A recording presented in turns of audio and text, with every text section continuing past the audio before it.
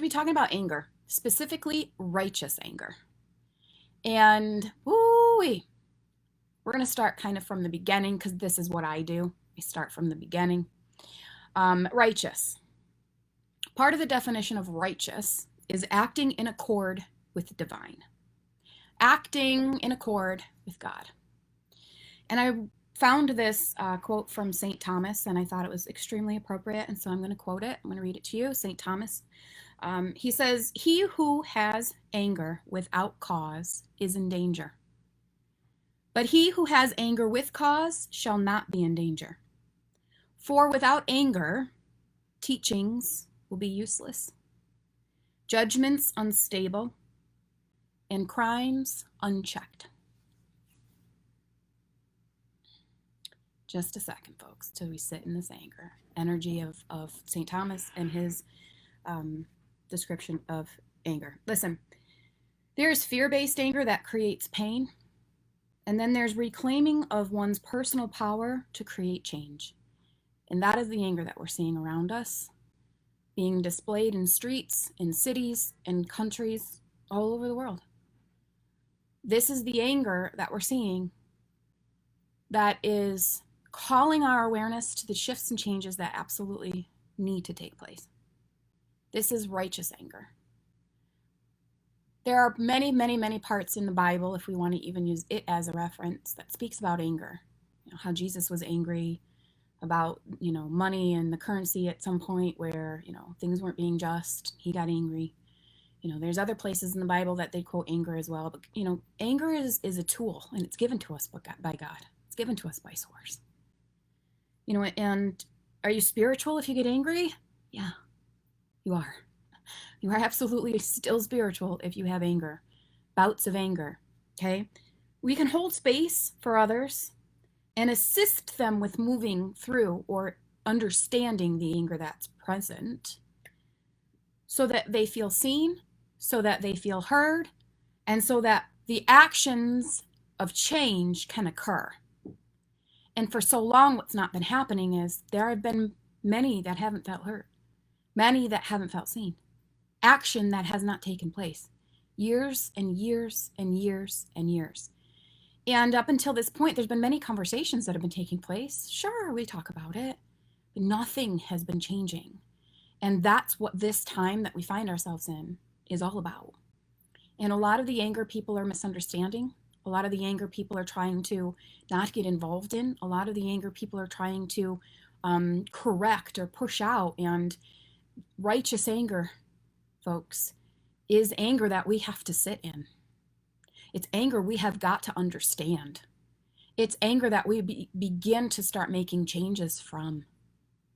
It's anger that's present because God is trying to show us, Source is attempting to assist us in moving forward in a different direction, righting wrongs, creating justice where there's injustice, creating equality where there is inequality, and holding those accountable who choose to use anger to harm another out of hate. This is a very delicate time that we find ourselves in emotionally, but it is an extremely powerful time that we find ourselves in humanity. Anger, in the spiritual community, we talk about anger, and anger usually means something's out of alignment. Anger always means that something's out of alignment with love. And the big, super big picture that we will be ready to look at in the near future. Right now, this is serving a very great purpose. But the big picture that we'll be looking at in the future is the expansion for love. The expansion that is taking place right now through action that will lead us to experiencing greater connections with each other, with collective, and with love. Rectifying again an injustice, inequality, hate, senseless murders and killings. Anger is a tool that fuels change given to us by Source, indicating that something's wrong, and it's how we choose to use it that matters most. If we don't get angry and stand up for the things that we feel are unjust, it will consume us.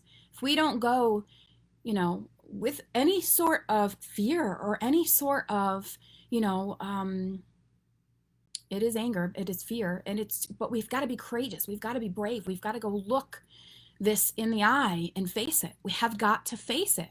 We have got to be willing to make these changes or it can consume us. And we don't want that. We don't want that. That's not what this is supposed to be. That's not what we are. That's not what we are, as a collective, what we're wanting. We're wanting to fuel something completely different. Anger doesn't feel good when we experience it for the specific reason that it's there to show us something. It's there to teach us something. It's there to help us understand something. And it's there for us to use to fuel us in being heard and being seen. When it's channeled properly, it can propel us towards that greater good. There's not going to be healing done until we allow this anger to do what it is meant right now to do. And that is to be heard, allowed to show us what it needs to show us, to be understood, and for the purposes of taking action and creating that expansion through that change. That's what it's here to do right now. From this space, then as changes are occurring, you're going to see people going inward and going, okay, I'm starting to see movement. I'm starting to see progress. Things are starting to shift and change around me. Now I can go inward and unload these burdens that I'm carrying. For so long, it's been a backpack that has been essential for a lot of people of color. They have to put this backpack of protection on. They have to have the talk. I watched, I don't even remember what it was called. Oprah was doing something yesterday. I didn't catch part one. I only caught part two of it. But they have a talk. I couldn't imagine speaking to my sons and having that kind of a conversation. And I'll be very honest with you, on a live, all of you, for all to catch a replay on. I can't say I wouldn't be feeling the same way. I can honestly say I would feel the same way. I would want to be doing the same types of actions if this was one of my sons. I can't even imagine that fear being something that's relived every single day. It's not okay for any human being to experience. It's not okay for a child to have to be molded in a way that's gonna, for parents, they're trying to protect their children, but as a child to be told this, for a child to have the innocence taken away from them immediately for their protection, folks, it's wrong. It is not okay. And, for so long, it's been something that we've allowed ourselves to just play stupid around, and it's not any longer anything that we should be playing stupid around. Righteous anger is here now, and it's an energy that when we get into it, it's an energy that when we allow it to take form and we use it properly, it's going to be what starts to shift and change. It's going to be what we allow to come to the forefront, to come to be seen, to start an open conversation, which has been long overdue.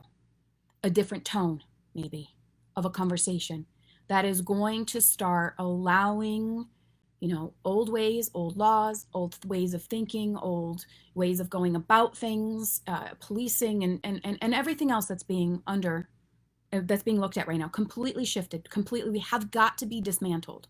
We have got to be completely rebuilt. And it's got to start inside. It's got to start within our own families. It's got to start within our own communities. And it is going to be something that my prayer is that we see this over time emerging and coming into form and becoming stronger and becoming more open and becoming, a movement that is led for more love and for more peace.